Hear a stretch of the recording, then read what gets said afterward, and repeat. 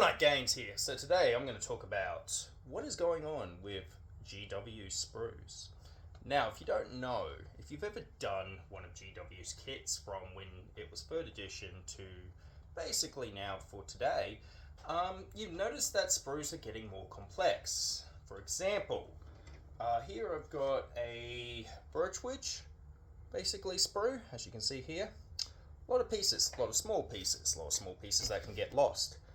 And basically, sometimes when you get sprues of full squads, they're not, well, it's basically where's Wally? And to find the sprues, because believe it or not, one piece could be on a complete different sprue, which is annoying. Now, hold my thought right there. This, now that brought back old world, this is how sprues used to be constructed. Now I'm going to just pull out one thing. This is the Chaos Knights. And this is basically their sprue. Pretty self-explanatory. I don't need to see how to put these together. I don't need to read the instructions like sprues these today would have to be numbered. I can basically look at this sprue and go, right, the arms go that's the torso, that's the helmet, that's the horse. There you go. Also as well, it gave a lot more flexibility for conversions with other kits, as well as placement of the arms. Now, a lot of sprues these days, especially in the last couple of years, have been a lot more mono-pose, believe it or not. So basically, it is only glued in one set motion, one set particular way. Now, yes, the miniature sculpt looks amazing. I'm not going to hold anything back against that. But because miniatures are getting more and more detailed, these monoposes have become more the fit. And they're adding a lot little smaller bits that only glue in one certain direction to older kits what are a lot more forgiving, and you could swap heads and everything like that. Can't really do it, and conversions you can't really do without really going into a lot of effort. Conversions with old kits was as easy as swapping heads, basically arms, maybe add a little bit of green stuff, you're good to go. However, it's got to the point now where constructing a lot of these new kits is not becoming fun for me. Now, I can't wait to put that together. I don't need to think. I don't need to really look at the instructions and glue my eyes to it and having to scan through and find the right number piece. And believe it or not, some of the times the numbers are not even the right one. You've actually got to scan the exact piece, and that piece isn't actually with the rest of the model on that sprue. It might be on a different sprue. An example of this is the skeletons, Soul Blight. Now, they look amazing. But also as well, their legs do snap. I got this, and as soon as I opened the sprue, one of the legs snapped. Now, lucky for me, I was smart. Didn't touch it, didn't take it off the sprue. I basically got the plastic glue and glued it in position because it was a lot more easy to keep them bonded together and in one position than if I was to take out the two individual pieces that broke. But a lot of these are monoposed. And a lot of these they're not as bad as, I think it was the Black Templar sprue. Basically their new Crusader squad, the Primaris. That was a headache. It took a lot longer. Now, I could probably dish out a whole battalion of Old World very quick. However, it takes basically the same amount of time to do a Black Templars box. And it got to the point where I was like, hang on a second, I'm playing Where's Wally here. And the issue is that sometimes they do get the numbers wrong, as I just said before. So, that's one of the main issues I do have with GW sprues of today. Now, the fact that Old World's coming out, I'm loving it. I'm loving the fact that we don't actually buy these kits. Yes, they're old miniatures, but I love the old Chaos Warriors. Their whole... Here's one right here, actually. I love this. This, I love. This looks so cool. I don't know what it is. It just does it for me. And I can't wait to put it, because I've got the whole Chaos Warriors battalion from Old World, and also that box there, so I can do a Heralds of Darkness army as well. I can't wait to look forward to. Now, the next other issue I have, of course, is with the Codexes. Yes, I'm saying codices, not codexes, codices, plural for codex. Using right grammar here. Let's have a look here. Let's look at one of the really guilty ones. Okay. Where is it? I've got a whole heap of spruce books here. Just finding one. Here we go. Right here. Oh, this is going down as well. I'll put that down here so it's out of the way.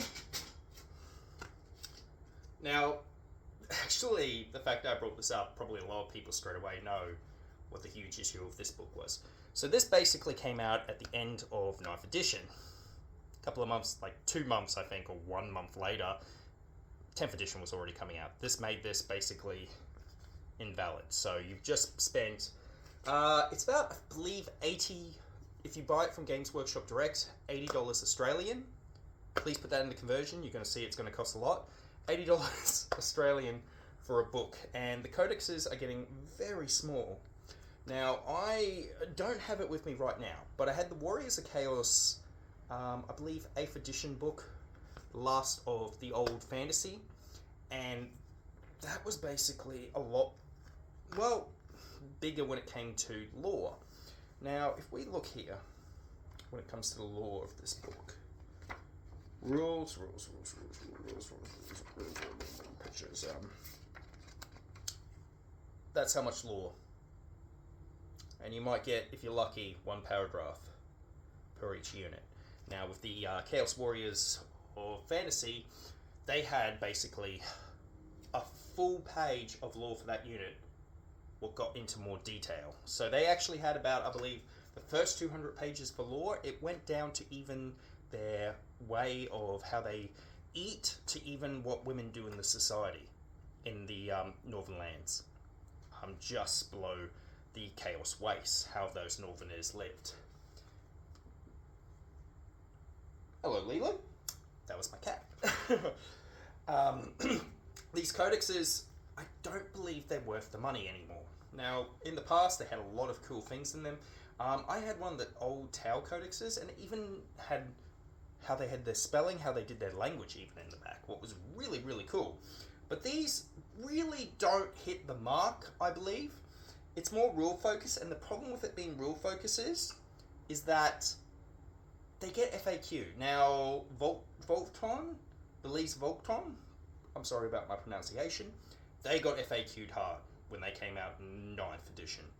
I believe they got FAQ'd before even the Codex came to the actual buyers. What was very, it was very sad, because if you pre-ordered it, you basically, your whole army got FAQ'd before you even got the book, and that made the book basically thrown out.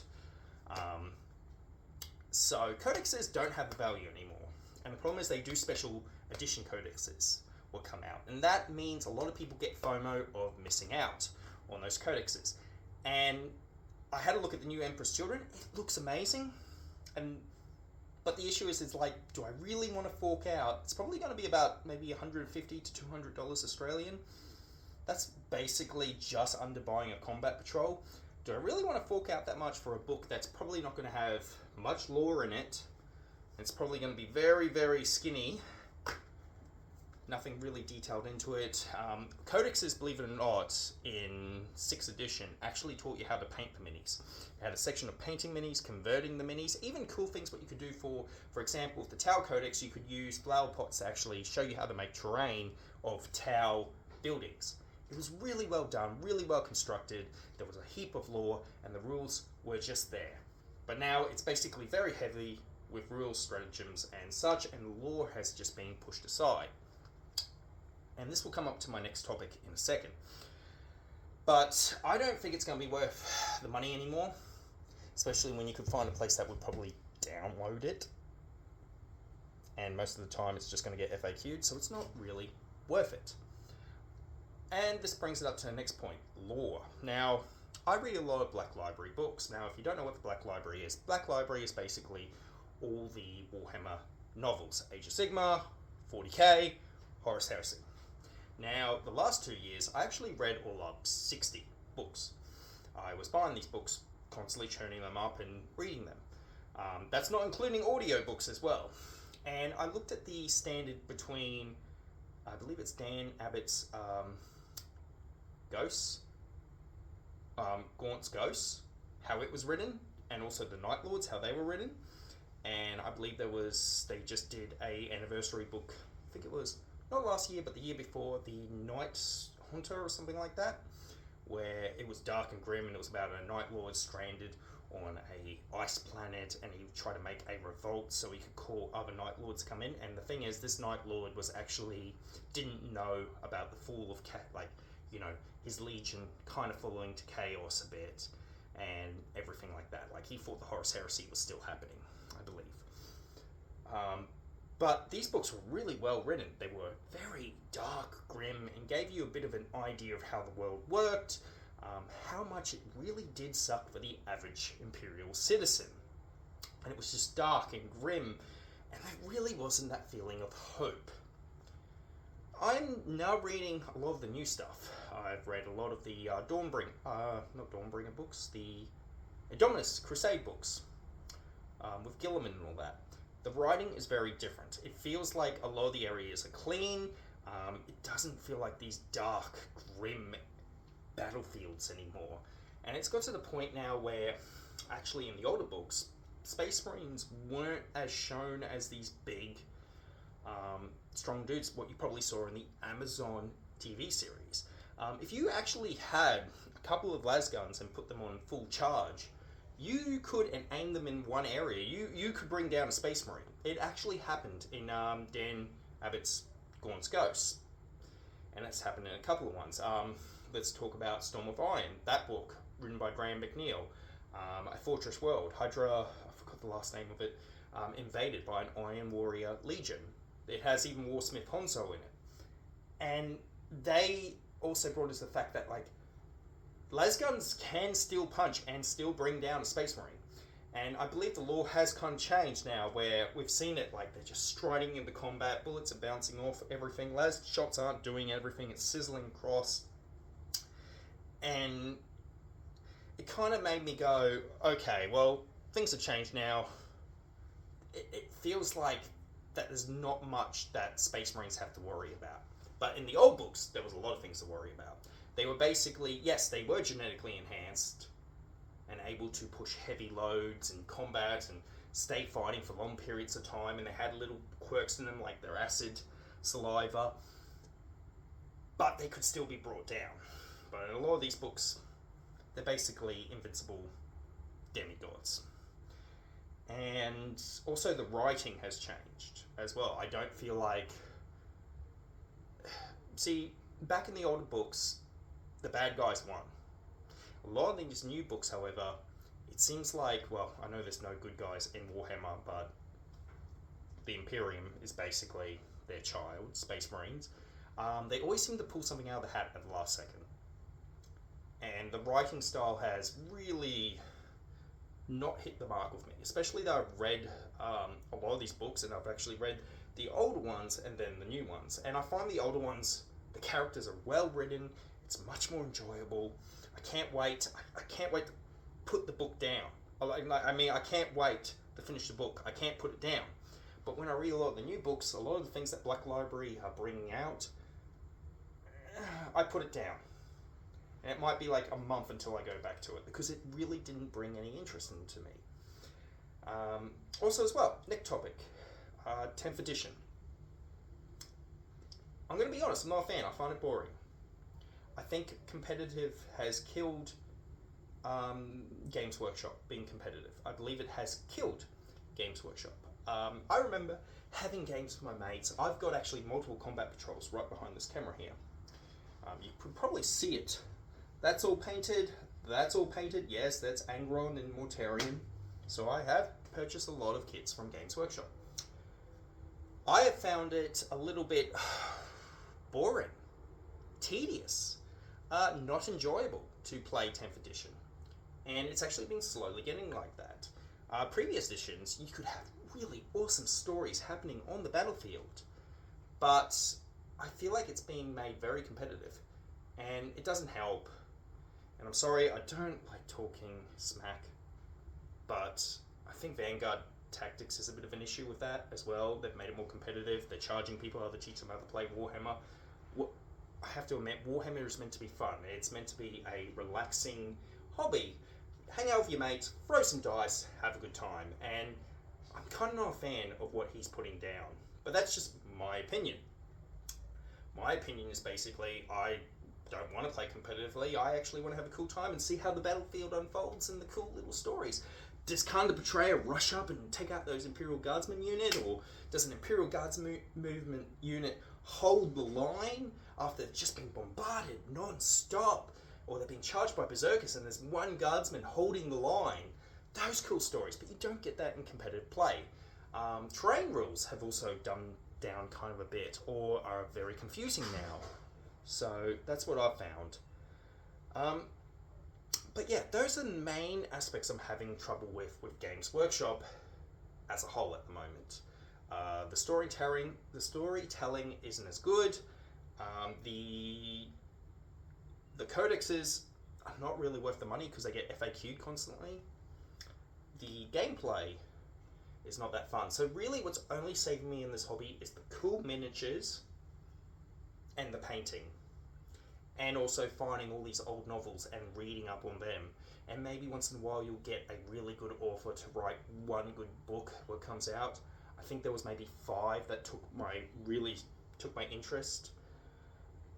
But that is just my opinion when it comes to Games Workshop. Please leave it below in the comments what you've found with your experiences with Warhammer at the moment. My experiences, however, is that I feel like that it just wants to constantly churn out new products all the time and make some of your miniatures not valid anymore on the tables. For example, Firstborn Space Marines, and also a lot of the Stormcast miniatures. And I feel sorry for Beastmen players, especially now that they literally had to take the bases off the Beastmen, put the circle bases on for Age of Sigmar, now take them back off because they're coming back to Old World. But they were completely eliminated from Age of Sigmar, yet in a lot of the new books, Beastmen are still around. So that confuses me in one. So it's like one hand not talking to the other, really. But as I said, please leave your comments. I also believe as well it doesn't help when we have so much FOMO going on. Scalpers as well, not helping.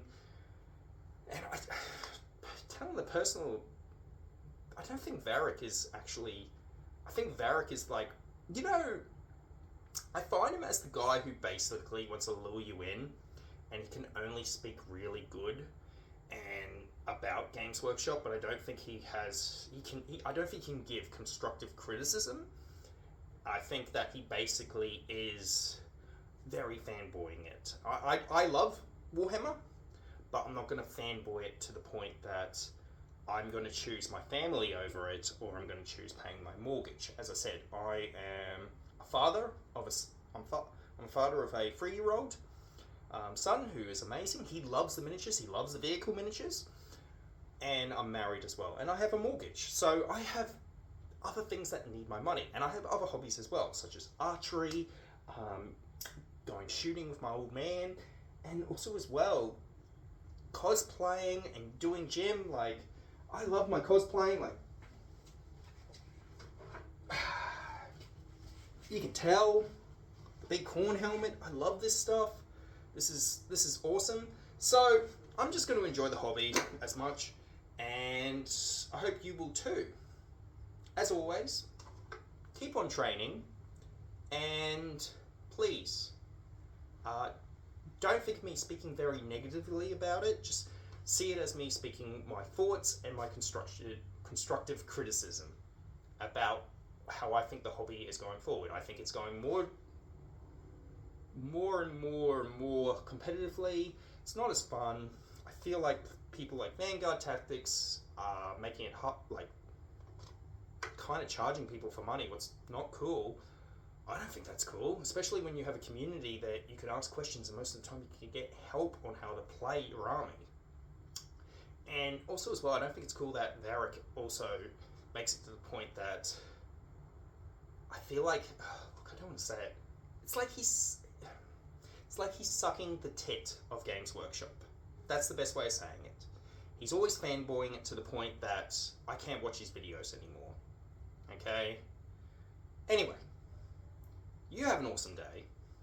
I've got work tonight because I have a real job. I don't make any money off Instagram or anything like that. I made sure that I have a stable income. That's what I mean. Before you do, like, I think if anyone's doing like anything like YouTube or anything like social media, I think you should have that solid base or a solid income, and this stuff should be secondary. Yeah. As always, keep on trading.